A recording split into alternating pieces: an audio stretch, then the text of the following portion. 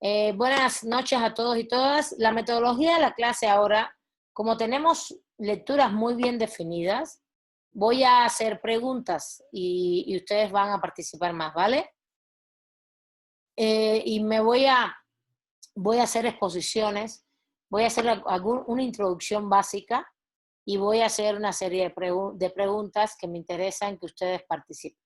A ver, el primer punto es, ¿cómo vamos a analizar estos tipos históricos de estados que vienen? Vamos a dar el contexto histórico, ese lo voy a dar yo regularmente porque no está en todas las lecturas, el contexto histórico en el cual se da el proceso de ese tipo histórico de estado, y posteriormente les voy a preguntar por varios elementos. Uno es, ¿qué organizaciones políticas o qué sujetos políticos hay en ese tipo de estado, ¿no? Y por qué nos interesan los sujetos políticos para entender la organicidad de ese estado, ¿no? ¿Qué instituciones políticas hay? Para entender su organicidad, qué tipo de estado es, porque justamente los sujetos políticos, los actores políticos, esto es muy importante porque les estoy dando un esquema metodológico, ¿no? Los sujetos políticos y las instituciones políticas te dan la organicidad del tipo de estado. Y cómo se relacionan esas instituciones, ¿no? No solamente es cuáles son, sino qué funciones tienen, cómo se relacionan, etc. ¿Está bien? Un segundo punto que voy a preguntar, ahorita se los voy a preguntar, les estoy explicando lo que quiero decir. ¿Qué pasa con la relación socioeconómica que condiciona a las instituciones políticas de este tipo histórico de Estado, ¿no? En este caso ahora, ¿cuál es la relación socioeconómica feudal más importante que te genera que el cambio al Estado feudal sea, el cambio al tipo histórico de Estado sea de un sistema feudal, se llame así feudal? Y esto es importante porque fíjense, ¿cómo se llama el sistema económico de esa época feudal? ¿Y cómo se llama el Estado feudal? Porque está condicionada a la relación económica con la política. Bueno, desde el marxismo, que es lo que estamos viendo ahora. Y lo otro que me interesa es si hay otros elementos sociales y morales importantes, sociales, morales e ideológicos, que nos interese debatir relacionados a ese tipo histórico de Estado. Y pongo tres puntos que son diferentes: lo social, lo moral o de valores, ¿no? Temas de valores e ideológicos, que incluye valores, pero ideologías, etcétera, que sean importantes destacar en ese tipo histórico de Estado, en ese momento. ¿Vale? Entonces, voy a dar ahora el contexto rápidamente. ¿Se recuerdan en la clase pasada que les comenté que el Imperio Romano Occidental, ya vimos incluso el mapa de todo cómo se extendió? Entonces ubíquense en ese mapa, justo ese mapa, y pensemos que dejó de existir ese imperio. Pensemos, no, así fue. Y justamente lo que va a pasar es que Roma deja de tener el peso central del dominio. A ver, no hubo una hecatombe, no hubo una hecatombe, fue una cosa de transición histórica como en todos lados. Y lo que pasó fue que justamente se va a pasar la jefatura del Imperio Romano, dicho así como un imperio que tenía que ver con toda esa Europa conocida, se va a Bizancio, ¿no? A Bizancio, y en Bizancio, que es Constantinopla, que es en Turquía, es donde ellos van a radicarse, y entonces pierde peso el mundo occidental, Roma como capital del gran imperio. Y se diluyen las estructuras políticas, las estructuras políticas se diluyen, y evidentemente se diluye todo el sistema esclavista, porque ya, de hecho no se sostenía ya hacía mucho tiempo que los esclavos fueron, recuérdense, liberándose, y que la relación dejó de ser esclavo. Hay algo que no les comenté. En el Bajo Imperio Romano, los emperadores empiezan a asumir una serie de instituciones, eso sí está en los PowerPoint, lo pueden buscar, que se los puse, empiezan a crear una serie de instituciones nobiliarias, de nobles. Y esto es muy interesante porque le empiezan a dar peso a partir de que, miren, hay varios factores. Uno es, voy a compartirles porque quiero que tengan claro el pizarrón. Aquí estamos. Fíjense, son varios elementos que se van dando. Y se los estoy dando porque eso no está del todo en las lecturas. En el Bajo Imperio, eso era algo que se me había quedado, que me parecía muy relevante. Y cuando hablamos del Bajo Imperio, hablamos de la segunda parte, entre el 280 y tanto. Está en los PowerPoint todas las fechas. En las lecturas complementarias por el PowerPoint están las fechas básicas de lo que yo estoy hablando. En el Bajo Imperio romano, se legaliza el cristianismo. Estos son los factores que hacen surgir después el feudalismo. Se legaliza el cristianismo y se instituyen de instituciones, títulos nobiliarios. Estos títulos nobiliarios van a tener que ver con medidas aristocráticas. Sangre, es decir, familia, poder económico, evidentemente, no se dice sangre, se diría consanguinidad. Poder económico y la noción el concepto de aristocrático es el bueno que sabe, ¿no? Que sabe algo. Estás ahí porque justamente sabes lo que estás haciendo y lo puedes hacer. Y siempre pensamos que la aristocracia está vinculada al rico. No es. Lo que pasa es que el que sabe es a la vez, históricamente, el que debe tener los cargos públicos. El que es bueno, el que es sabio en algo, es el que, esto es una definición desde la Grecia antigua. Por eso, por ejemplo, a Aristóteles le parecía muy relevante que los gobiernos fueran, los representantes gubernamentales fueran personas aristócratas, porque eran muy buenos en lo que hacían y sabían lo que hacían, y pueden tomar las mejores decisiones. Es también la famosa virtud después en el caso. Acuérdense que después Maquiavelo en la Edad Moderna le llama virtud y fortuna al tema de la política, pero en la virtud está el ser virtuoso, es no solo ser bueno, buena persona, sino saber también, conocer lo que estás haciendo y hacerlo bien. Y ese concepto es un concepto de aristocracia que viene desde la antigüedad. Para Maquiavelo la fortuna eran otros elementos. Acuérdense que la fortuna es un poco de suerte también en la vida, ¿no? Y lo dice con toda razón. Entonces, bueno, ¿qué va a pasar en el Bajo Imperio? Justamente se legaliza el cristianismo sobre el año 300, se empiezan a dar títulos nobiliarios y se pierden casi todas las instituciones públicas romanas, estas democráticas, etc. Es el emperador, estos títulos nobiliarios y el Senado, y punto. Y bueno, en la medida en que el sistema esclavista va muriendo, lo otro que va a pasar es que el poder del imperio occidental pasa a Bizancio. Y se diluye el poder central en Roma. Bueno, esto pasa en el 476 después de nuestra era. Esto va a ocurrir exactamente en esa fecha. En esa fecha es la caída, lo que se llama la caída del Imperio Occidental Romano.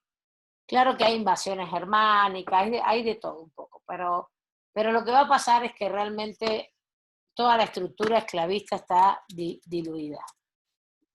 Toda la estructura esclavista está diluida. Bueno, vamos a lo nuestro. ¿Qué va a pasar acá? Yo lo que les dije en la clase pasada, que entre estas fechas y los años 800, después de nuestra era, va a haber varios intentos por unificar el Imperio Romano.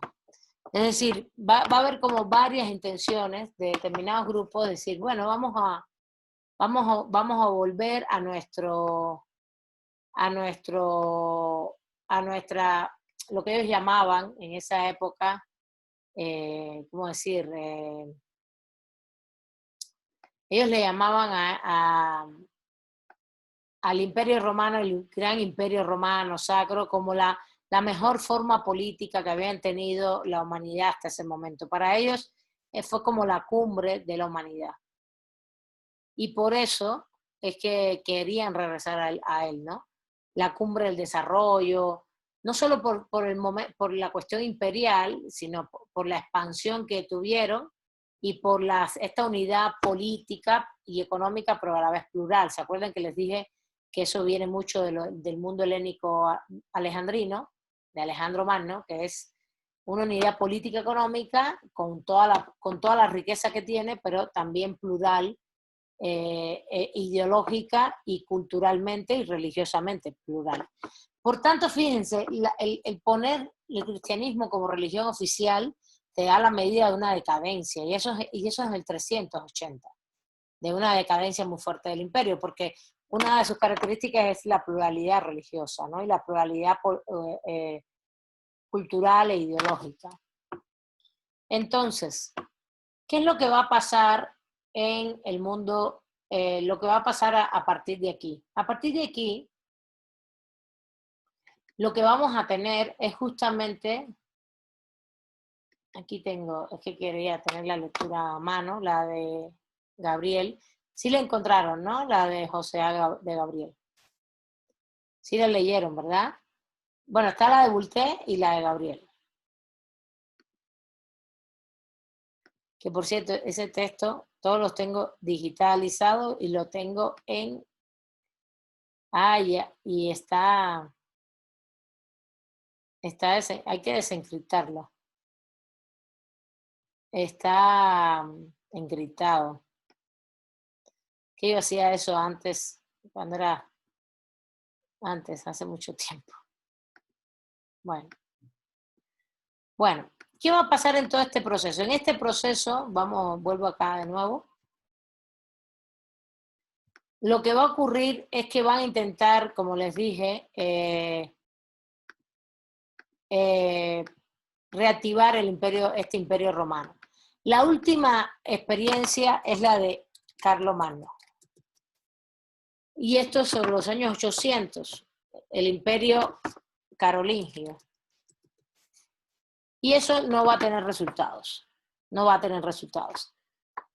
¿Qué es lo que está pasando? Que realmente lo que está pasando es que se ha consolidado un nuevo sistema político-económico nuevo que nos va a dar un nuevo tipo histórico de Estado. ¿Cuál es el sistema político-económico nuevo? El sistema político-económico feudal. El tipo histórico de Estado, el marxismo le va a llamar feudal también.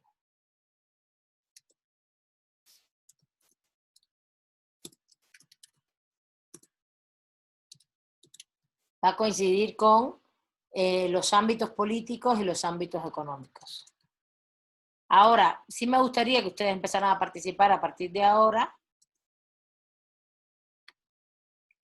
y que empezáramos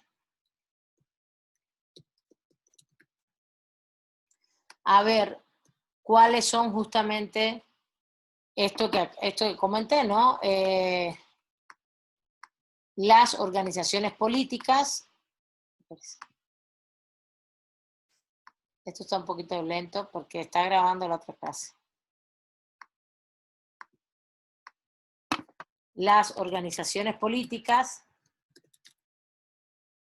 el tipo de relación socioeconómica, que ya sabemos que es feudal, está bien, pero ¿cómo se da, no? ¿Cuáles son sus características? Y cuando digamos organizaciones políticas, vamos a ver varias cosas, ¿no? Las relaciones socioeconómicas y algún otro tema de ideologías, valores sociales que nos sea importante para hablar de este tipo histórico de Estado. Muy bien. Ya veo por acá. A ver, voy a guardar.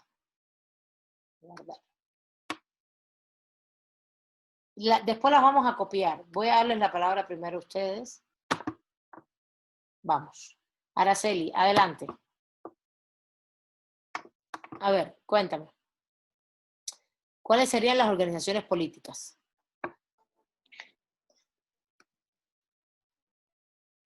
Maestra, bueno, yo lo entendí así, que es el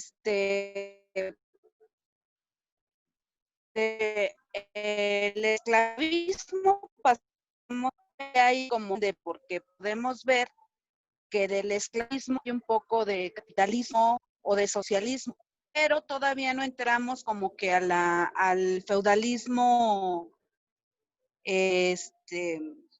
propiamente, sino que aparte pasa mucho tiempo entre una y otra, porque el feudalismo no es tan, bueno, así lo entendí, yo lo entendí en la lectura, que dice que el feudalismo es parte de los reyes, ¿no? Los reyes son los que hacen asociaciones. Bueno, yo le pongo esas palabras, ¿no? Le ponen esas, como que esos bloques de ciudad, a donde nada más ellos son los que hacen el monopolio de la producción. A ver, vamos por partes. A ver, el tema es, a ver, este texto se llama La formación del Estado moderno, pero no habla inicialmente del Estado moderno. Todo lo que está hablando es del feudalismo, justamente. Y te habla primero de todas las instituciones políticas que se van creando a partir de la caída del Imperio Romano, si las menciona, y cuáles son esas características que tienen, pero sobre todo en las 4 primeras páginas, y te da un cierto contexto para después entrar al Estado moderno. Todavía no vamos a entrar al Estado moderno, ¿vale? En las 4 primeras páginas hay una serie de elementos que son importantes, ¿vale? Que es lo que están describiendo en la formación de los estados europeos. Ahora, ese es un punto. El otro punto es que también tienen el texto de Voltaire, ¿se acuerdan? En el texto de Voltaire sí da una serie de elementos del feudalismo.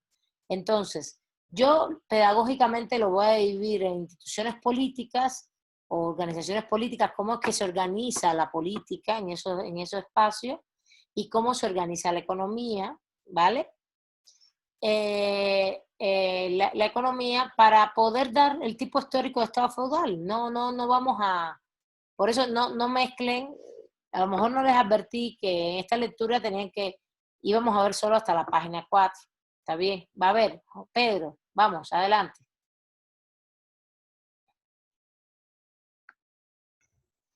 Bueno, lo entendí de esta forma. El autor nos empieza a plantear que existen como varias instituciones, unas que es el reino o el principado, otro que son los señores feudales y otros que son los ciudadanos. Yo también, bueno, mencionaría ahí lo que hace a la religión o al papa, que era una de las instituciones que también tenía gran fuerza en ese momento. Muy bien. ¿No? Entonces, fíjate, está mencionando como sujetos, vamos a decir, políticos y lugares donde la organización política es muy importante. Está mencionando justamente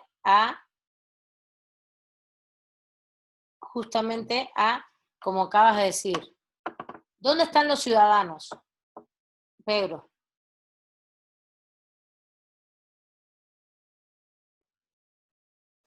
Bueno, no sé, yo lo comprendí que los ciudadanos son estas personas que trabajan para el señor feudal. No, en No sé este si es... caso los ciudadanos serían todo ese sector que no todavía son ciudadanos, no son ciudadanos como la categoría de Estado-Nación, sino que viven en las ciudades. Son las ciudades, es el espacio político jurídico, la ciudad. Muy bien, los señores feudales, ¿y cuál es el otro que dijiste? Los reyes, ¿no? Como primus inter pares. y agregaste a la iglesia. A ver, ¿qué más falta por ahí o qué más quieren agregar? A ver, Ricardo.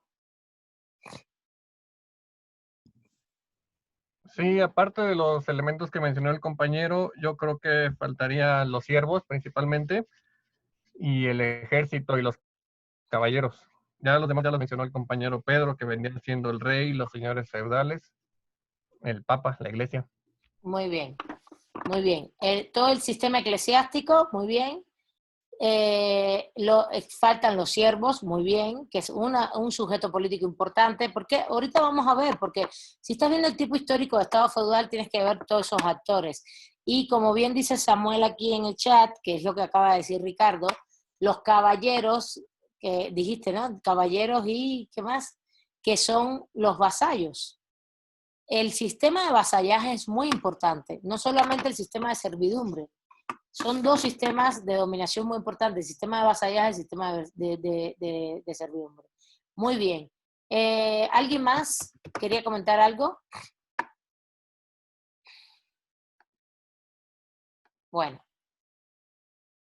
Vamos a verlo acá de nuevo en el pizarrón. Vamos acá. Justamente, nos falta algo que no está puesto ahí. Ay, disculpen. ¿Esto cómo se quita? Me imagino que hay un deshacer. Ah, aquí está. Eso. Siempre hay un deshacer. El mejor amigo de la computadora es el deshacer. Deshacer lo que hiciste. A ver, miren, organizaciones políticas, como dicen los compañeros, todo el sistema eclesiástico. Ahí tenemos las iglesias, las comunas eclesiásticas, todo el sistema eclesiástico es muy importante. Recuerden que las iglesias, ahorita voy a explicar esto. Pero habla del ciudadano. Vamos a poner ciudadano, pero el ciudadano está vinculado a la ciudad. Y la ciudad es un espacio comercial, mercantil. Por tanto, artesanos, mercantiles, etcétera. No es. También hablamos de los señores feudales. Señores feudales. Los siervos, los vasallos. ¿Quién me falta de lo que dijeron? ¿Me falta algo? Los reyes, maestra. Ah, verdad. Los reyes, primus inter pares. Y me falta todavía... El ejército. A ver, Viviana, el ejército está aquí. Sí, también, bueno, sí, leyendo información decía que, bueno, hasta abajo se podría encontrar el pueblo o el estado llano. ¿Podría ser lo que nos falta? Porque, bueno, según podríamos verlo así en modo de jerarquía, por lo que mencionan los compañeros, sería el rey, la nobleza, el clero, el estado llano y ¿qué más podría ser? Bueno, añado eso. El estado llano tendría que ver, por ejemplo, vamos a quitarlo acá, ¿está bien? Estoy de acuerdo contigo, está mejor. A ver, vamos a ponerlos aquí. Los artesanos están en las ciudades y las comunidades étnicas que son campesinos. ¿No? El pueblo llano, pero realmente ubíquenlos que los artesanos regularmente, todos artesanos con oficios, etcétera, obreros también que existían en esa época, pero no eran una clase fundamental, asalariados, había asalariados también, siempre hubo asalariados, todos estos estaban en las ciudades regularmente. Y el campesinado, ¿no? El campesinado, pero fíjense, no es que existiera un campesinado tan fuerte. Había más servidumbre, más siervos que campesinos. Voy a explicar esto ahora. A ver, la nobleza, evidentemente el sistema eclesiástico se vuelve fortísimo después de la legalización. Y no podemos pensar en un sistema eclesiástico, es un sistema eclesiástico que tiene que ver con todo lo que ustedes mismos dijeron. El Papa como institución, la Iglesia como institución, que implica mucho más que el Papa, evidentemente, con toda su corporatividad, porque es una gran corporación, lo sigue siendo, económica, política. Hoy política menos, pero económica, bueno, hoy tiene el Estado del Vaticano, pero era una gran corporación económica política, con toda una estructura desde el papado hasta la última iglesia en el último lugar de Europa. Y era una estructura económica política donde había una relación de economía con todas las poblaciones, con todas las poblaciones. Y eso es lo que quiero que ahorita me digan, cuál es esa relación socioeconómica, cómo se da, cómo funciona. Recuerden que hay una iglesia muy chiquitita perdida en el último lugar del mundo, y esos monjes allí, con su padre, etcétera, hacen, incluso son autogestivos. Hay iglesias hay unas cosas muy lindas, y hay muchas películas de eso, de lugares muy lindos, muy democráticos, y digo democráticos en el verdadero sentido de la palabra, horizontales, ascéticos, donde se vive, ellos viven una vida vinculada a Dios. Eso lo pueden ver si ven una película de San Francisco de Asís, por ejemplo, y cosas así. Todo eso se ve en esas comunas, son como comunas eclesiásticas. Entonces, la comuna eclesiástica puede ser realmente una cosa muy bonita, muy especial, pero es el último eslabón de la cadena. Hay iglesias, y claro, la comuna eclesiástica tiene una pequeña iglesia, pero tiene otra característica. El tema aquí son las iglesias, sobre todo en las ciudades, en grandes comunidades, donde tienen un peso político, económico muy fuerte. ¿Y por qué tienen un peso político? Porque justamente todo el sistema eclesiástico, voy a explicar la parte política, tiene todo el factor de tener la prerrogativa, y ahí hay una lucha hasta que lo gana esa lucha los reyes ganan esas luchas, que es las investiduras. Investiduras. ¿Qué son las investiduras? La categoría, pero fíjense, aquí saquen a la iglesia comunal esta, ¿eh? Aquí la iglesia comunal no hace eso. No, vamos a ponerla aquí abajito. Las investiduras las hacen estas iglesias. Es que este recuadro está muy...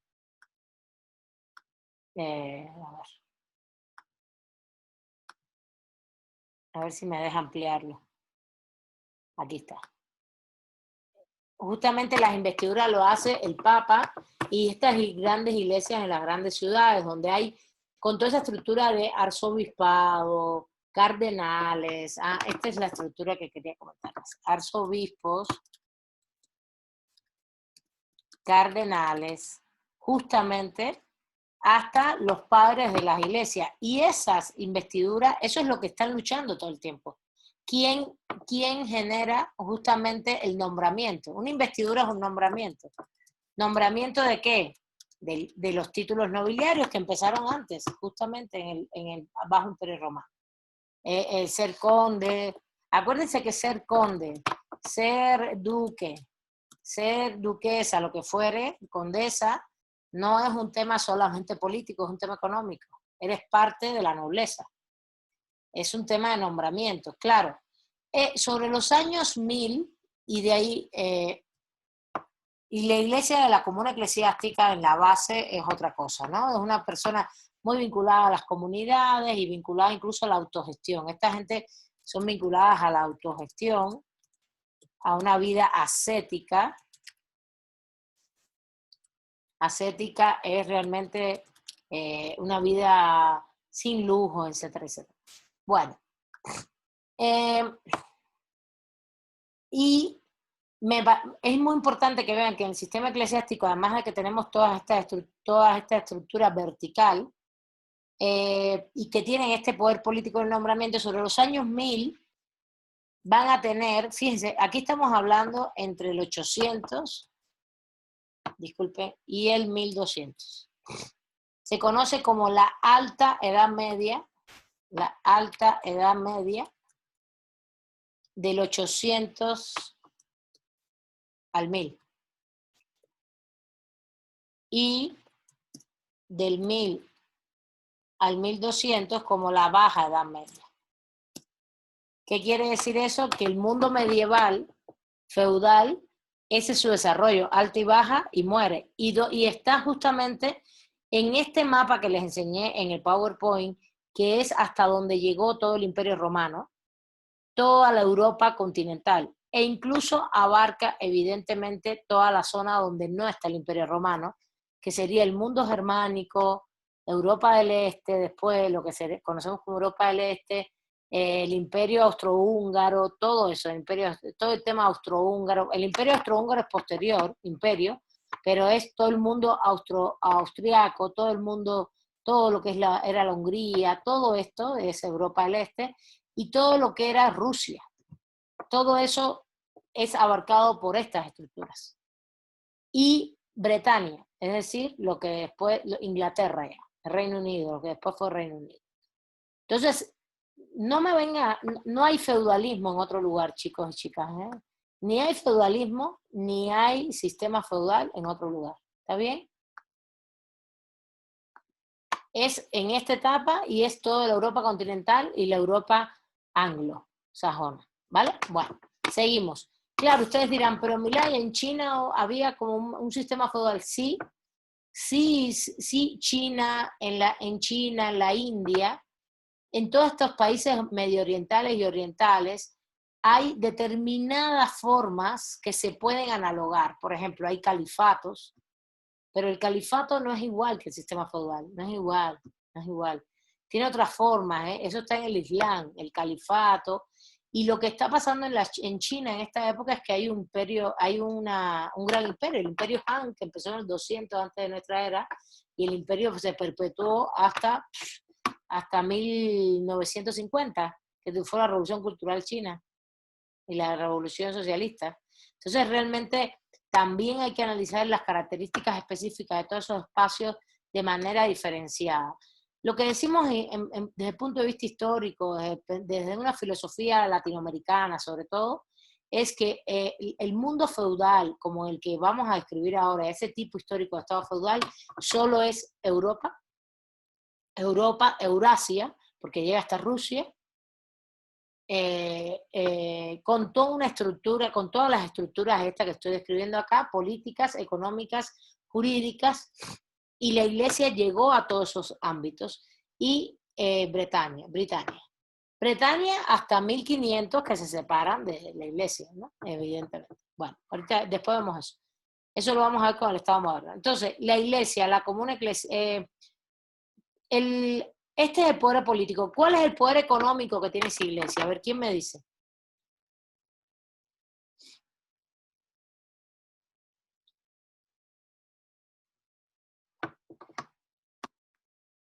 ¿Cuál es el poder económico que tiene esa iglesia?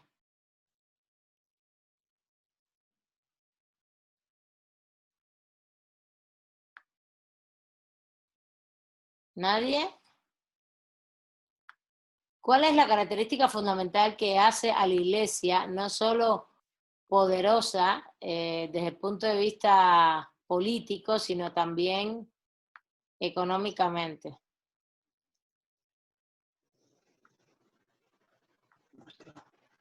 Maestra, Dígame. ¿Tendría que ver algo con el diezmo, profe? A ver, levanten la mano si no me tienen loca. A ver, Fabiola, el diezmo. Muy bien. ¿Quién más pidió la palabra? Perdón. Sí, está bien. El diezmo, aquí lo tenemos. ¿Quién más pidió la palabra? ¿O quién más iba a intervenir? ¿Eh? Yo, maestra. Tienes que levantar la mano por acá. A ver, dime, adelante. No los veo, es que yo tengo abierto el pizarrón, no los puedo ver. Vale, adelante. Fernando, a ver. Maestra, pues el tiempo, pero además el ejército, porque si no recuerdo mal, la iglesia, No se te escucha, Fernando. Fernando, se escucha muy mal. Se escucha como el viciado el sonido. Sería muy bueno que si pudieras usar un audífono o algo así. Ok.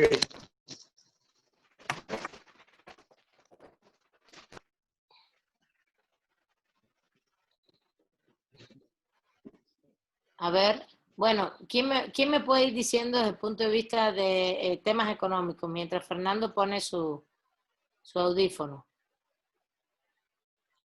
Profe, ¿se podría decir que la iglesia también, digamos, tenía como propiedades, manejaba recursos económicos y tenía como gran influencia? ¿Se podría Exactamente. decir que influía de... ¿Se podría decir qué? No te Profe, escucho. Bueno, maestra, ¿me escucha? Ay, ¿mande? A ver, Viviana, es que no terminaste lo último. Sí, bueno, era eso, que, bueno, tenían como propiedades, tenían influencia en el manejo de recursos, vaya, económicos y, bueno, cosas así. Y me parece que también podían ser como propietarios, ¿no? De hecho, Y sí. poseer, Muy bien. ¿no? Fabiola dijo el diezmo. A ver, Fernando. ¿Me escucha ahora? ¿Sí me escucha? Araceli. A ver, Fernando. Sí, sí, maestra, ahora sí espero que me escuchen. Si no recuerdo mal, la iglesia fungía como Estado, el Papa era como el emperador, entonces tenía un ejército y tenía muchas propiedades también. Inclusive, si no recuerdo mal, se le hace una indemnización cuando cae el imperio y recibe una cantidad estratosféricas de dinero la iglesia. A ver, Entonces, eso es mucho sobre todo después. esto, maestra, que tenían... Eso es mucho después. En el año 800, ellos se van consolidando, pero la consolidación económica tiene que ver con lo que se ha planteado. ¿Vale? A ver, espérame un momentito, porque se sigue oyendo bastante mal. Se escucha muy mal. Es que Okay. es como una interferencia entre lo que tú hablas y el ruido, ¿no? Y el sonido. A ver, Fabiola, ¿qué querías aportar? Okay. es que era algo así también de las propiedades, profe, y también de la explotación antes que tenían con los campesinos. Pero no sé si... Sobre todo, tiene que ver con el diezmo, ¿no? La explotación es el diezmo. Ahorita lo vamos a explicar. Y Araceli, adelante, Araceli, adelante. Maestra, yo lo que quería decir era que la economía se basaba en la agricultura y que ellos eran los que explotaban a los campesinos, como dice la compañera, para que se hiciera la producción agrícola. Pero sobre todo ellos no tenían sobreproducción. Y de ahí se forma el tributo. Exactamente. El tema es, ellos no producen nada realmente. Ellos lo que cobran es el diezmo. ¿El diezmo qué es? A ver, ¿alguien sabe lo que es el diezmo? Diezmo. Se supone que se da el 10% de lo que se gane, por eso habla Exactamente. del diezmo, diezmar Exactamente. el 10. Muy bien, Salvador. Maestra, Jacqueline. maestra, ¿sí me escucha? Bueno, maestra. Jacqueline está pidiendo Aquí palabra. Levanten la mano, por favor. Era lo mismo que decía el compañero, que era darle el 10% de lo que tú tenías como ganancia y de esa parte tú tenías que aportar algo a la iglesia, que era el 10%, ¿no? Era como, nada más era eso, profesora. Sí, pero era el 10% de la iglesia. El diezmo era un tributo, como bien dijo Araceli, que cobraba la iglesia. A ver, Fabiola. Profe, también en el diezmo entraría cuando, bueno, por ejemplo, los que no tenían dinero les quitaban parte de lo que, de sus cosechas o algo así, de lo que ellos creaban. El diezmo no solo era dinero, también era el diezmo no solo es dinero, sino también es en especies. El 10% de lo que tengas. ¿Vale? Ok. ¿Alguien más levanta la mano? Levanten la mano, por favor, porque yo estoy frente al... No los estoy viendo, no tengo los chats aquí. yo, maestra. A ver, Araceli. Sí, maestra. A ver, Yo me no acuerdo. sé quién está hablando, porque como no puedo ver el chat, no sé quién está hablando. Recuerden que no los puedo ver, hay que levantar la mano, no los puedo ver. A ver, entonces solo veo la manito levantada, me sale la manito aquí levantada, entonces no sé, por eso no estoy dando la palabra. A ver, Araceli, ¿quién más? Pueden levantar la mano. Sí, maestra. Debajo de participantes, ahí dice, levantar la mano. A ver, Araceli.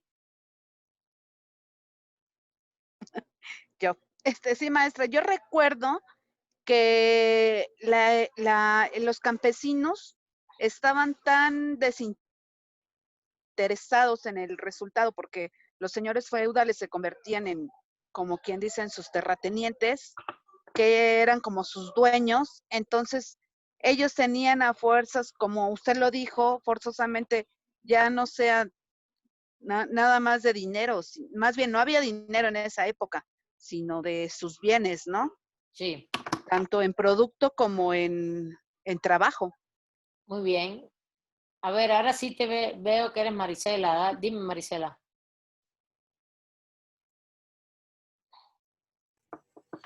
Comentan aquí también en la lectura, maestra, que bueno, también para obtener las tierras, pues era en base a la guerra, y también comentan que bueno, ganaban más el que tenía más peso, el que más aportaba era el que tenía más peso. Entonces, no sé si nos puede aclarar esa situación. Sí, el que más aportaba, ¿qué?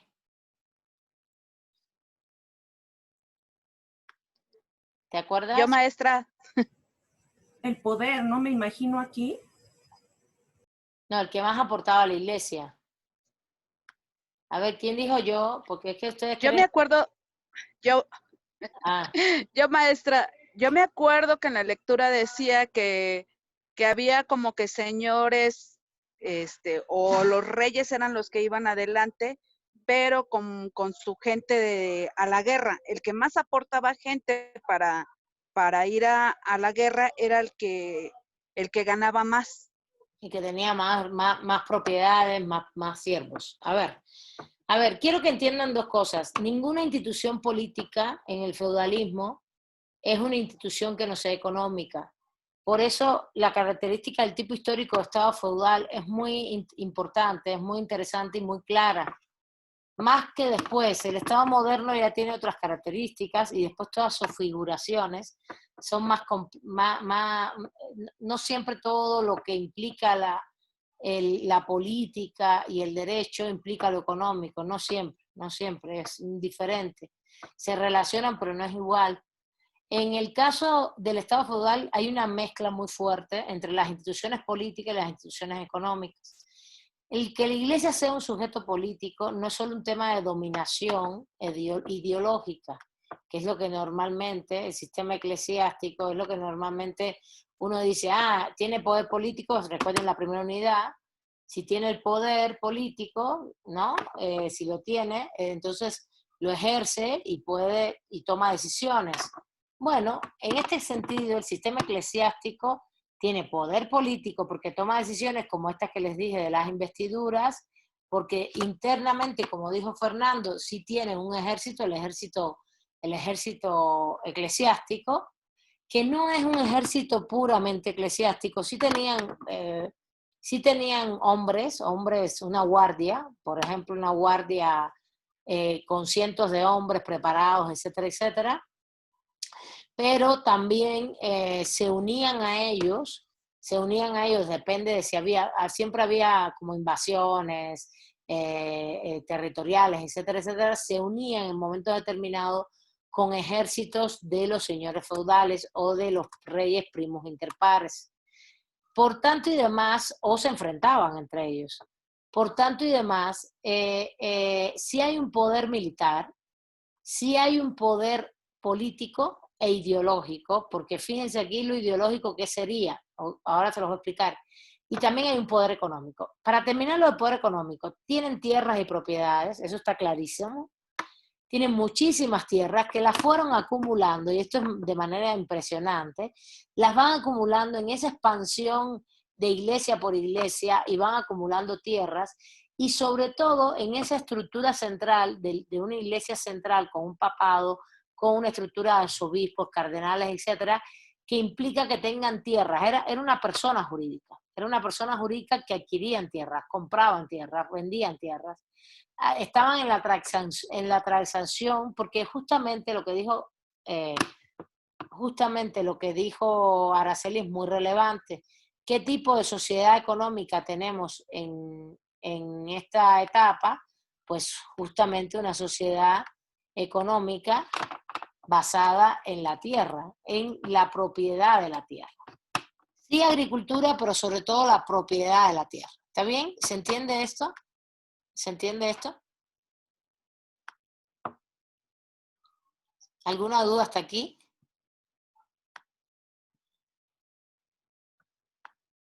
Bueno. No, maestra. Bueno. Entonces, ¿cuál es el poder ideológico de la Iglesia? Bueno, el poder ideológico de la Iglesia, ya sabemos cuál es, tiene que ver mucho, y esta es otra parte fundamental, tiene que ver mucho con, evidentemente, todo lo que implica que te cobro el diezmo, que era el 10% del impuesto, y si tú no lo pagas, no te dejo entrar a la Iglesia. Es un poder muy grande, sobre todo cuando la gente se siente parte de ese espacio eclesiástico, ¿no? De ese espacio, de esa religión. Lo otro que tiene muy importante como poder ideológico es que la Iglesia se quedó con todas las estructuras del sistema románico, toda la estructura civil del sistema románico. Lo voy a poner aquí, vamos a ponerlo así, con todo el ámbito de lo que hoy conocemos el ejercicio del derecho en el ámbito familiar, sucesorio, registros, ¿no? Bienes. Desde el punto de vista, estoy hablando desde el punto de vista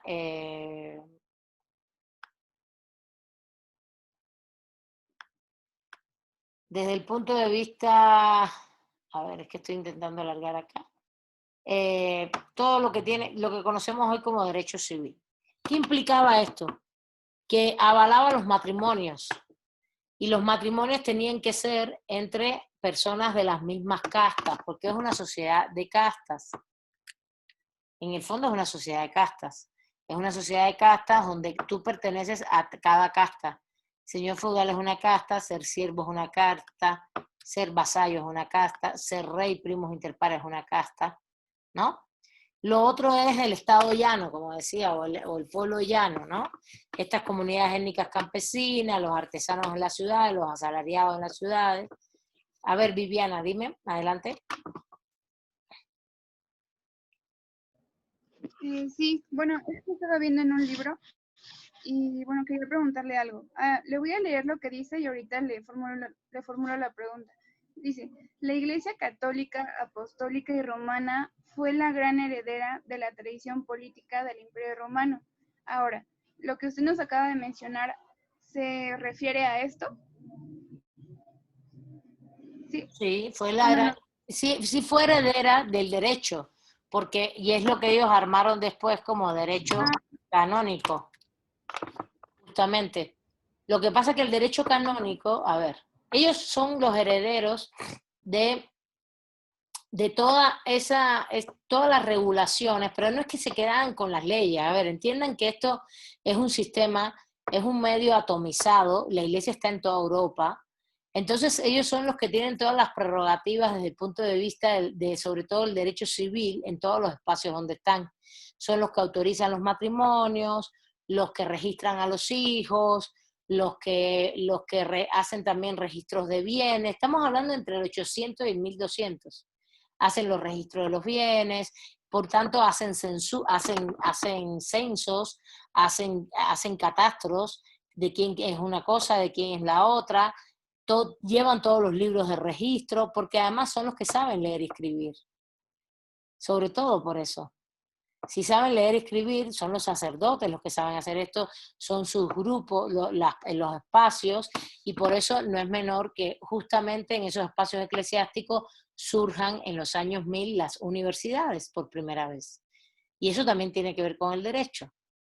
Eso va a tener que ver con el derecho. En esas universidades se va a enseñar teología y se va a enseñar derecho sobre el año 1000.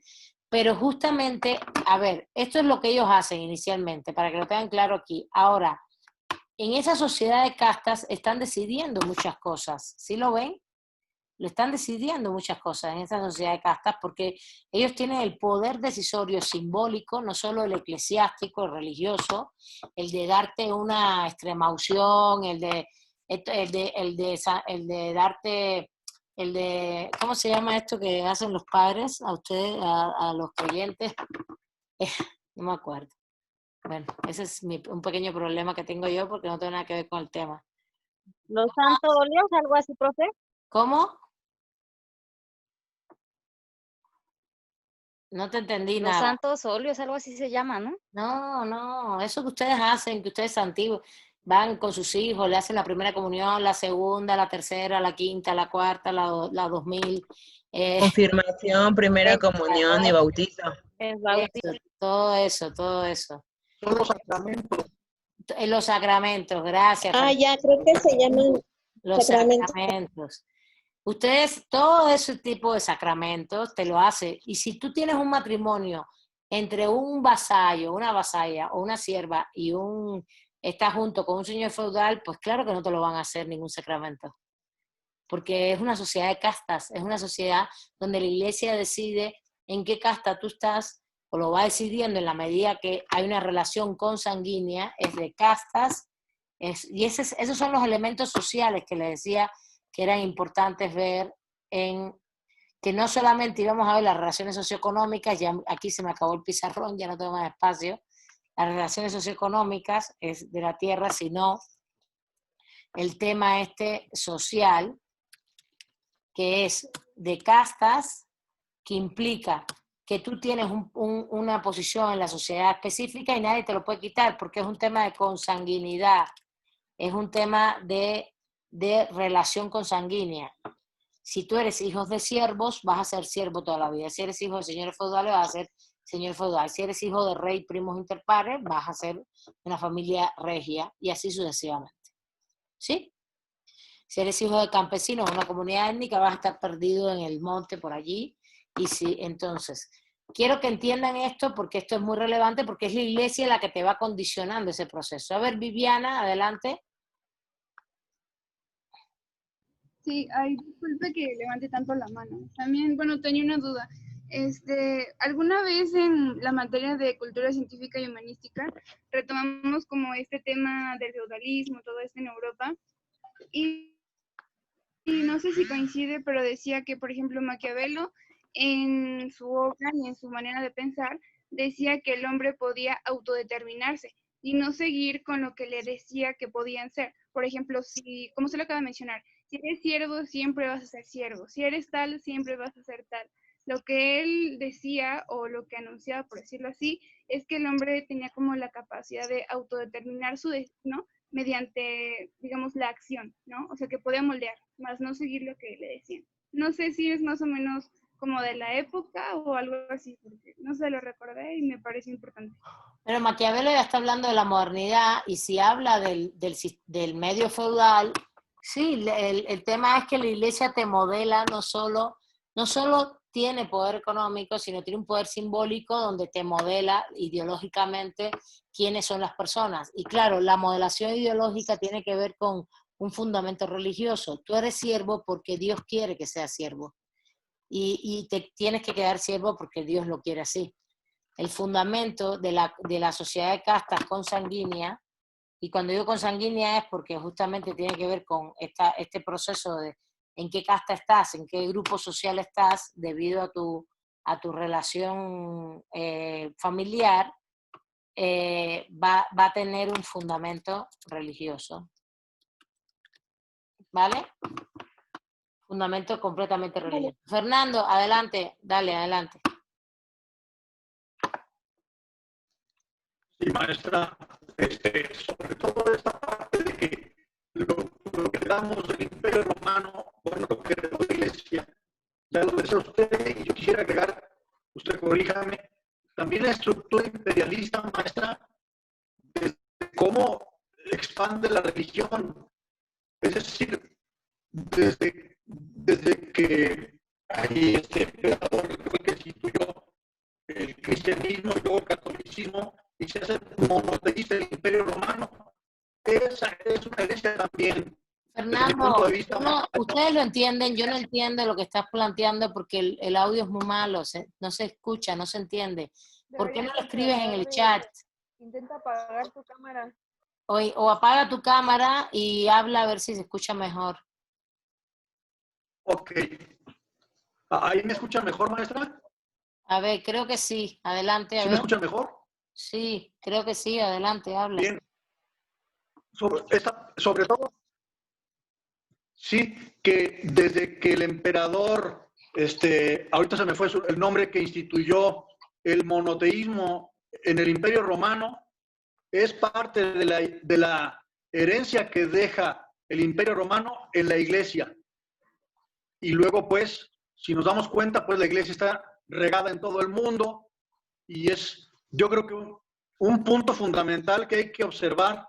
Sí, porque pero esto yo la tiene miro a la desarrollo, Iglesia. no, esto no tiene que ver, te quito un momentito la palabra, esto no tiene que ver con el Imperio Romano, realmente. El Imperio Romano, y eso ya lo vimos en la clase anterior y la clase anterior, el Imperio Romano realmente legaliza la religión como monoteísta del Imperio Romano, que es la cristiana, no la católica no existe todavía, el cristianismo, porque realmente tiene una crisis de símbolos, una crisis ideológica en el imperio en sí. Y ha crecido mucho esta religión por todos lados, como una religión que incluso tiene que ver con los pobres, con todas las comunidades campesinas, las comunidades, todos los asalariados. Fíjense, no es un tema de esclavismo acá, es un tema de comunitario que se va expandiendo, por lo que dice, porque por el mensaje del Viejo Testamento, que es un mensaje de fraternidad, solidaridad, etcétera, etcétera. Eso y de ayuda mutua. Entonces, el Imperio Romano lo legaliza porque justamente está en una crisis de legitimidad. Y en esa legalización no hace que se expanda. No, lo que hace primero Constantino es dejar que es no prohibirla, porque la religión estuvo prohibida, porque justamente hubo levantamientos, más que levantamientos, las reuniones se volvían cada vez más amplias, y le agarraron miedo. Y por eso la religión estuvo prohibida, la religión cristiana estuvo prohibida, y por eso hubo masacres a los cristianos, hubo genocidios sobre los cristianos, de varios emperadores previamente, y eran gente muy pobre. Entonces, esto va trascendiendo porque es como la religión más revolucionaria de la época. Es lo más revolucionario de la época, te está hablando de otras cosas, y está el imperio en total decadencia. Entonces, se va extendiendo por sí misma. Su institucionalización por este hombre, por Diocleciano, por el emperador Diocleciano, propicia que la hagas parte de la institución estatal. Y generas a partir de ahí una estructura central que empieza a generar títulos nobiliarios. Pero de ahí a que todo el imperio fuera el causante de la expansión, esto es en el 380 y tanto. Ya había una expansión y después ella sigue por sí misma y el imperio se muere unos 100 años después. Por tanto, no es el imperio justamente el que hace esto. El que hace esto es la propia iglesia con su propia fuerza institucionalizada. Eso sí, lo que pasa es que el Imperio Romano le dio la legitimidad de institucionalizarla y de crearla una institución y una religión única para ese tipo el Estado. Y le da esa fuerza y con esa fuerza y claro, le dio recursos inicialmente. El propio imperio genera la estructura interna central. Y de ahí para allá sigue, pero habría que hacer un curso de historia de la religión cristiana para ver cómo se fueron armando todas estas estructuras institucionales. Yo no lo tengo claro realmente. Cómo se fue creando el papado, por ejemplo, la institución del papado, sus propias instituciones económicas, y cómo de ahí se derivaron toda esa estructura arzobispos, cardenales, y de ahí se derivan las estructuras económicas también. Pero eso es un proceso que si tú lo ves desde el 386, hay 100 años del Imperio Romano, y después hay 400 años más de consolidación de la institución eclesiástica. Y en los años 800, el imperio carolingio tiene una relación muy fuerte entre Carlomagno y el Papa. Es como vamos a volver a ser el gran sacro imperio romano con un papado romano y una iglesia cristiana en el centro, todo eso. Pero han pasado 400 años y eso no se logró hacer. ¿Por qué? Porque ya no podías hacer imperios. Lo que tenías es que dominar atomizadamente. La dominación era atomizada. ¿Qué quiere decir atomizada? Dispersa en todos los espacios, en muchos espacios, en toda Europa, con diferentes sujetos políticos, y uno de los fundamentales es la iglesia, el sistema eclesiástico. Bueno, volviendo a este tema, ya vimos su estructura política, ya vimos su poder económico, ahora vamos y estamos viendo el poder simbólico. El poder simbólico tiene que ver con lo religioso, tiene que ver con todo lo que ellos hacen desde el punto de vista de darte los sacramentos, etcétera, de otorgarlos o negártelos. Por tanto, es un sensor en ese sentido simbólico, ideológico, y también es un sensor religioso, porque evidentemente la religión también te afecta en tu vida. Y por otro lado, por último, eso está mediado por el derecho. Y el derecho fundamental, porque se quedan con todas estas estructuras jurídicas civiles, familiar, sucesorias, registros, bienes, etcétera, procesales, que implica realmente parte de lo que ellos, el poder económico y el poder también simbólico, cultural que tienen sobre las personas, porque son los que determinan quiénes están en un lugar, quiénes están en otro, las castas, etcétera, los registros, porque lo van determinando ellos con la historia del derecho, con la visión de que ellos son los que aplican el derecho romano, porque saben escribir, porque conocen las instituciones jurídicas romanas, porque tienen incluso los libros de catastro, tienen los libros para hacerlo, y tienen toda esta cultura. Es justamente allí donde está esa cultura que dejó el mundo helenístico y el mundo románico latino. Todo el mundo todo esto quedó allí. Vean la famosa película El nombre de la rosa. El nombre de la rosa justamente es una película que te dice dónde estaban los saberes en esa época. Justamente cuando se quiere publicar la Biblia, que se traduce al latín y se llama la Vulgata. Eso es en el año 1000. Justamente porque dice, bueno, para que la gente conozca la Biblia. Las publican y le llaman la Vulgata para que la gente lo entienda. La gente no sabe leer. ¿Quién lee la Biblia? Los sacerdotes. Por eso vas a misa, para que te lean la Biblia. Porque nadie sabe leer, nadie sabe escribir. Y por eso tú ibas allí, para que te leyeran la Biblia. Y te leyeran el mandato de Dios. Y entonces ahí te iban a poner todo el valor ideológico, simbólico, cultural que ellos tenían. ¿Sí se entiende esto? ¿Cómo se relaciona todo? De hecho, es la iglesia la que genera la impresión de los documentos, impresión de la Biblia, etcétera, etcétera. Y ellos no son los descubridores de la imprenta, ya los chinos tenían una imprenta, pero bueno, son los descubridores de la imprenta en el mundo europeo. Vamos a decirlo así. ¿Está bien? ¿Se entiende? ¿Ven todo el poder que tienen? Es impresionante. Ahora, seguimos. Nos quedan 10 minutos. Por otro lado, tenemos a las ciudades, los ciudadanos. Todo el ámbito, a ver, recuerden que el tema mercantil, el tema comercial existía desde mucho antes, desde los fenicios. Los griegos también hacían comercio, los romanos hicieron mucho comercio, y sí había una comunicación entre los grupos civilizatorios, con el mundo árabe, etc. Sí había cierta comunicación y había comercio, pero no había una comunicación de las ciudades ni de los espacios que estaban muy adentro del continente, sino de las costas fundamentalmente. Era muy importante estar en las costas. Las costas siempre implicaron ciudades que fueran comerciales, mercantiles, etc. Y justamente es en estos espacios, no solo en las costas, sino también en las intersecciones de caminos, que después, posteriormente, de los años 1200, es donde se van generando los grandes mercados estos mercantiles, que se llamaron burgos, y que de ahí emerge la burguesía. Pero eso es mucho más adelante, en 1200, 1300, 1400. Pero inicialmente la ciudad es un factor fundamental donde hay ciudadanos donde hay artesanos, donde hay asalariados, donde hay personas que hacen, en las que están en las costas más todavía, porque son personas que se mueven, se van moviendo y van generando intercambio. Y ese intercambio en esta época es primero muy parco, inicial, pero después se va incrementando cada vez más. Y justamente este ciudadano, esta ciudad, ese ámbito comercial va a ser el espacio que va a hacer que muera el sistema feudal. Justamente. Justamente se desarrollan al punto que hace que muera el sistema feudal porque ellos generan el mercantilismo. Y al generar el mercantilismo van generando las bases del capitalismo. ¿Está bien? De hecho, yo siempre doy esta de última, porque esta es la última institución y que es feudal, pero que no es ahora mismo tan relevante como esta acá, ¿no? Como las anteriores, que son, iría así mejor, ¿no?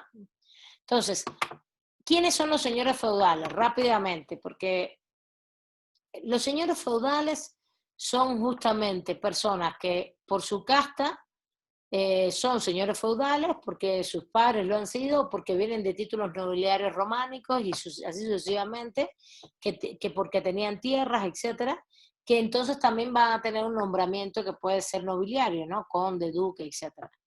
Los señores feudales tienen una relación muy relevante, tienen tierra. Recuerden que la relación socioeconómica fundamental aquí es la tierra. Tienen grandes extensiones de tierra, y dentro de esas grandes extensiones de tierra van a tener siervos. ¿Quiénes son los siervos? Pues realmente personas que al final son todos campesinos, personas que trabajan la agricultura y que trabajan la servidumbre de las casas, etcétera, que se van a dedicar al cultivo de la tierra. ¿Cuál es la diferencia con el esclavo? La diferencia con el esclavo es que son personas libres, son libres. Y al ser libres, justamente, pueden irse del lado del señor feudal. No tienen por qué estar ahí eternamente, ni mucho menos. Pueden decidir moverse a otro señorío feudal, moverse a una ciudad y volverse un asalariado, cosa que pasaba comúnmente. Hay una serie, si les gusta, si también gustan ver, que trata sobre, se llama La Catedral, trata sobre los orígenes de Barcelona, pero se centra en la construcción de la Catedral de Barcelona.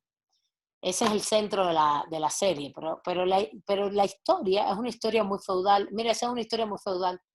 Es muy interesante porque lo que va a pasar es que el chico vive en una casita, es un muchacho con su papá, en una casita de piedras en el monte, ahí en pleno, tiene un pedazo de tierra, tiene algunos animales, a eso se dedica y tiene agua. Y justamente se casa con otra muchacha de otra familia cerca de ahí, de esa comunidad. Las comunidades étnicas no eran comunidades que podían vivir un poco juntas o podían vivir muy dispersas también. ¿No? Podían tener cierta identidad étnica o no. Regularmente hay muchos de estos campesinos que se reúnen en un espacio porque hay agua o porque sencillamente el agua lo sacas de los pozos y ya, y punto. Se asentaban allí y punto. Y eran espacios donde no eran espacios de señores feudales, eran tierras de señores feudales, pero no había una cerca, no estaban cercadas, te podías asentar. ¿Qué hacía el señor feudal? Pues te cobraba también de lo que tú cultivabas, o te pedía que cultivaras para él determinadas cosas, que cuidaras determinados animales, etc. Y por ejemplo, uno de los derechos de los señores feudales es el derecho de pernada. ¿Alguien sabe lo que es el derecho de pernada? Es horrible, pero a ver si alguien lo conoce. En esta serie sale, en el primer capítulo es lo que sale, es lo que determina que... Profesora, a ver. Bueno, se refería a un derecho que otorgaba a los señores feudales a tener relaciones sexuales con cualquier doncella, ¿no? Sí, pero con la que se iba a casar. Antes que el esposo. Te casabas con ella y iba el señor feudal y se acostaba con ella. La violaba regularmente. Ese es el derecho de pernada. La violaba. Entonces, Fernando, si se escucha muy mal. Maestra, a ver. Adelante, adelante, adelante. A ver, ¿ahí me escucha? ¿Me escuchan Sí, bien? sí, te escuchamos, dale. También, creo que también es conocida como la prima nocte, es decir, que la primera noche la pasaba el señor feudal. Exactamente. Con la doncella antes que el esposo. Exactamente. Entonces, justamente la serie es muy interesante porque el primer capítulo lo que te dice es eso, y la muchacha se traumatiza, tiene un hijo que no sabemos si es hijo del señor feudal o del esposo, se embaraza, entonces finalmente ella creo que, no me acuerdo qué más pasa, en fin, pero él se va a la ciudad con el muchachito. Y entonces, bueno, así ocurría mucho y se volvía, ¿qué cosa? Un asalariado o un protegido de un señor comerciante de la ciudad. Entonces, aquí quiero que entiendan que la servidumbre es un ámbito de explotación muy grave, pero que como quiera que sea, sí tenías la libertad de moverte e irte. Esa es la gran diferencia, de irte y no eras considerado una cosa ni una propiedad. Y el vasallo, a diferencia, es un tipo de señor feudal, tiene otra categoría en la casta, pero de menor rango. ¿Por qué? Porque su familia era más pobre, porque su familia no tenía tantas tierras, y está dentro del ámbito de ese señorío feudal, pero como parte de esos caballeros, ese ejército del señor feudal. Fíjense, en el estado feudal no hay un ejército único, no hay un territorio único, porque lo mismo la iglesia tiene un ejército, que los señores feudales tienen ejércitos, que los reyes primos interpares tienen ejércitos. El rey primos interpares es igualito que el señor feudal, no más que tiene la categoría de reino, porque tiene extensiones de tierras más amplias y por su ascendencia aristocrática. Pero no crean que realmente es diferente. Tiene igual siervos, tiene igual vasallos, y es la misma lógica de servidumbre, vasallaje y de ejércitos caballeros. Y bueno, las comunidades étnicas y campesinas, ya se las expliqué, son estas personas que podrían estar fuera de las grandes extensiones de tierra de los señores feudales, o podrían estar adentro, los grupos más bien campesinos, dentro de los señoríos feudales. Pero si estaban dentro eran siervos, no eran campesinos, no eran comunidades étnicas, eran siervos. A ver, ¿por qué son siervos y vasallos? ¿Por qué hay esa relación? ¿Cuál es la relación fundamental que hay? Que es una relación de personas libres que se quedan allí en las tierras de estas personas. ¿Por qué? Y ahí hay un tema, ese es el eje de la relación feudal. El eje de la relación feudal es justamente la explotación mediante la tierra, los diezmos, el cultivo de la tierra, etcétera, pero hay una relación simbólica y de dominación muy importante. Fabiola. Bueno, yo recuerdo haber visto que los siervos siempre van a estar obligados a trabajar, algo así, y los vasallos son los que apoya, bueno, como que apoya el feudal para darles trabajo y darles la tierra y cosas así. Sí, pero ¿cuál es la relación que hay? Hay una relación que generan que justamente hace que te quedes allí. ¿Por qué no te vas? ¿Por qué no te vas y te vas hay una relación que es de dominación, porque si tú no eres esclavo, ¿por qué no te puedes ir hacia otro espacio, hacia otro lugar, hacia una ciudad? Eso está en el texto, ¿eh? ¿Podría ser no leyeron, ¿eh? La no protección, leyeron. profesora? ¿La qué? La protección. Muy bien. ¿Quién habló? Muy bien, Samuel también lo está diciendo por acá. Patricia dice fidelidad. La fidelidad se genera por la protección. ¿Quién habló, por favor? Porque estoy apuntando las participaciones. Yo, profesora, Samuel. Ah, Samuel, eres tú. El mismo Samuel Morales, ¿no? ¿Sí? Dios. Sí. A ver, sí. La relación feudal tiene un basamento económico, tiene un basamento simbólico de castas, la relación de dominación, simbólico de casta religioso, cultural, pero también tiene una relación de protección. El hecho de tú estar en determinada iglesia te da protección, pero el hecho de ser un siervo de un señor feudal o un vasallo de un señor feudal te da mucha protección. te da la protección de que no te quiten la vida en cualquier cruce de camino, ¿entiendes? Porque a nadie le importaba, no existía una norma jurídica penal unificada, ni un Estado unificado que dijera, ay, mataron a una persona, hay que investigarlo, quién es el asesino, vamos a meterlo preso. No, a nadie le importaba eso. Por tanto, y demás, justamente esta dispersión del Estado feudal implica una relación de protección. Si estabas en la ciudad, podrías estar protegido si estabas de siervo, o de vasallo, o de asalariado, de obrero, de artesano, en alguna empresa pequeña, no sé qué, podría ser en las ciudades esto, pero hay un jefe, hay un jefe mercantil comercial, o hay un señor feudal también en la ciudad, porque ellos se movían, tenían tierras, etcétera, pero iban, en la ciudad tenían casas, o hay un señor feudal en las tierras, en el ámbito rural, que te da la protección, te da su apellido y te da su casta simbólica para que no te ocurra nada. Porque justamente ahí está la estructura estatal. Ellos tienen un ejército que son los vasallos, sus caballeros, y si le matan personas que no son de su propiedad, sino que están bajo su protección, hay un conflicto. Y justamente ahí está. El mundo feudal se mueve así, se mueve por un espacio de relación socioeconómica vinculado a la tierra. ¿Quién tiene más poder? Justamente los que tienen más tierras,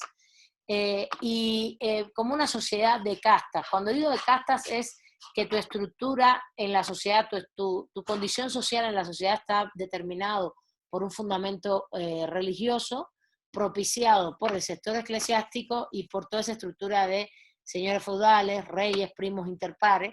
A ver, el rey primos inter pares es un señor feudal, igual, con una categoría un poco diferente, pero en esa época, en estos 400 años, tienen la misma jerarquía.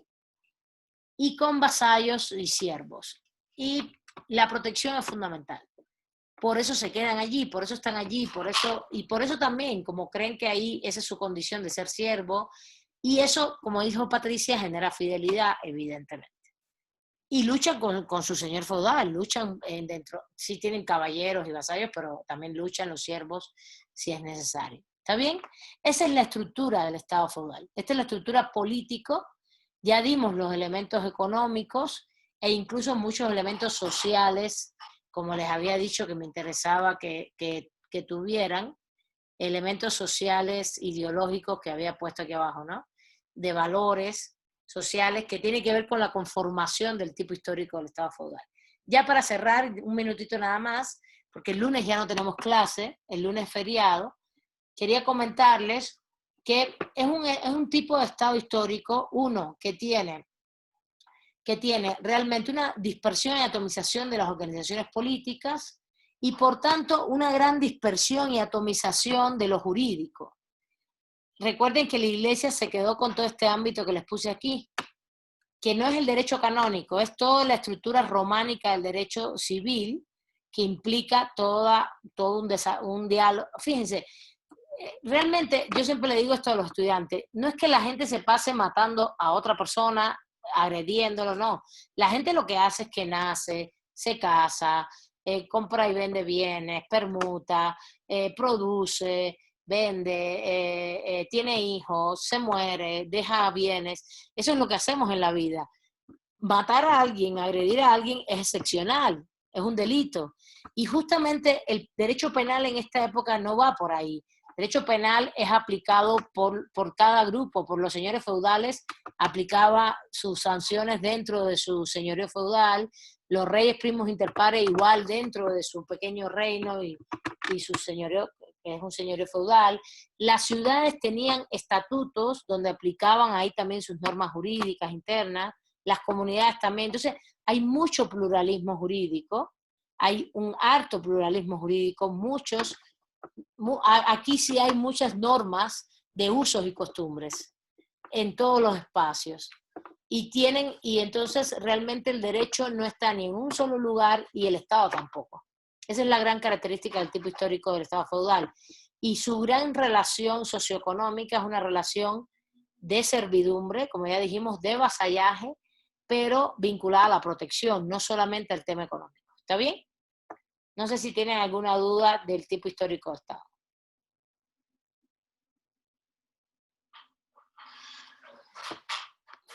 Bueno, claro, aquí Hilaria dice, la iglesia tenía sus propias normas. Sí, el sistema eclesiástico empieza a generar normas internas, pero para ellos, que era el derecho canónico. Por eso digo que el pluralismo jurídico. Los señores feudales tenían sus propias normas internas, pero cada grupo señorío feudal tenía sus normas. Puede ser que esto se va como agrupando. Cuando demos, los que están conmigo en legalidad, que vamos a ver sistema jurídico anglosajón, en Inglaterra se ve muy claro cómo hay normas muy dispersas en todos los señoríos feudales y después las van agrupando, las van como uniendo, las van analogando, tratando de generar normas comunes. Por eso se llama common law, derecho común a todos. Pero eso es un proceso que empieza como en los años 1000 aproximadamente en Inglaterra y que tiene su cumbre en el año 1200, justamente.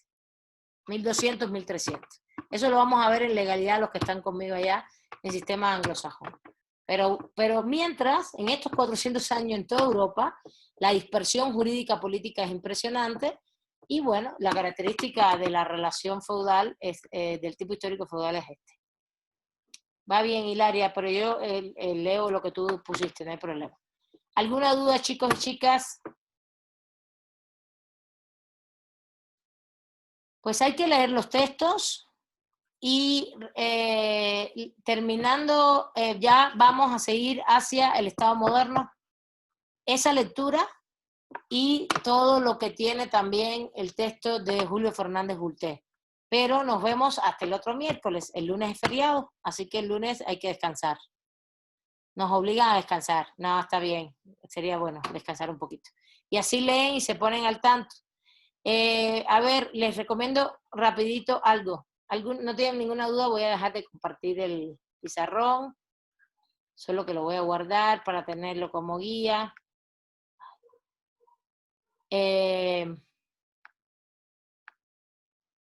Algo muy rapidito.